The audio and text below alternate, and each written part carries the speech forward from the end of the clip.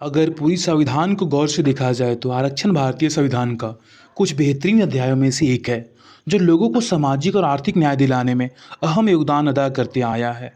जो समय के पहियों के साथ कई सुधारों के द्वारा अपने उद्देश्य में और भी असरदार होता रहा। इसी कड़ी में ओबीसी कैटेगरी के रिजर्वेशन में क्रीमी लेयर वाली सिद्धांत को लाना रिजर्वेशन में कई खामियों के खिलाफ महत्वपूर्ण कदम था, क्योंकि हमारी समाज की कड़वी सच्चाई है कि रिजर्व्ड कैटेगरी के अंदर भी एक नई कैटेगरी खुद ब खुद विकसित हो जाती है जो उस पार्टिकुलर कैटेगरी में बाकियों की तुलना में आर्थिक और सामाजिक रूप में ज़्यादा सक्षम होती है, जो रिजर्वेशन वाली संवैधानिक पक्ष को अच्छे से अपनी बेहतरी के लिए इस्तेमाल कर पाती है, जिसके कारण बाकियों की तुलना में उनके पास ज़्यादा संसाधन और मौके का उपलब्धता हो जाती है। इसलिए अन्य के अपेक्षाकृत वे समय दर समय हर पहलू में संपन्न हो जाते हैं,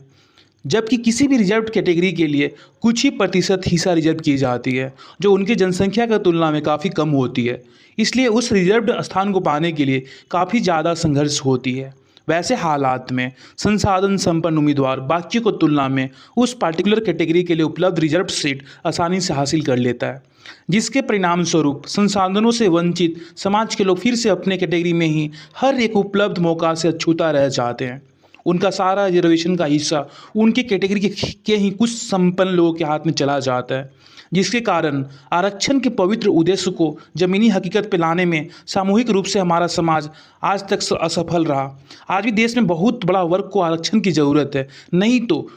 वे आजीवन संसाधनों से वंचित जीवन जीने को मजबूर होंगे।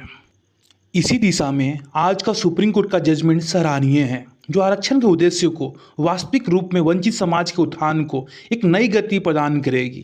जिसमें सुप्रीम कोर्ट ने 6-1 के बहुमत से माना कि ओबीसी के तर्ज पे एससी अथवा एसटी कैटेगरी में भी प्रिंसिपल ऑफ क्रीमी लेयर वाला कॉन्सेप्ट लागू करना चाहिए, जिसमें जस्टिस गोगोई का जजमेंट ध्यान देने योग्य है, जिसमें उन्होंने कहा है कि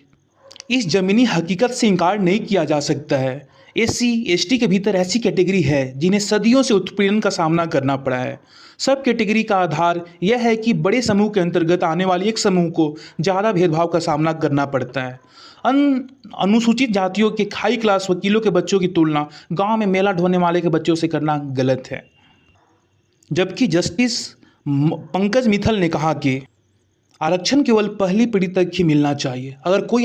पहली पीढ़ी आरक्षण लेकर हाई लेवल तक पहुंच गई है तो दूसरी पीढ़ी को इसका हकदार नहीं होना चाहिए।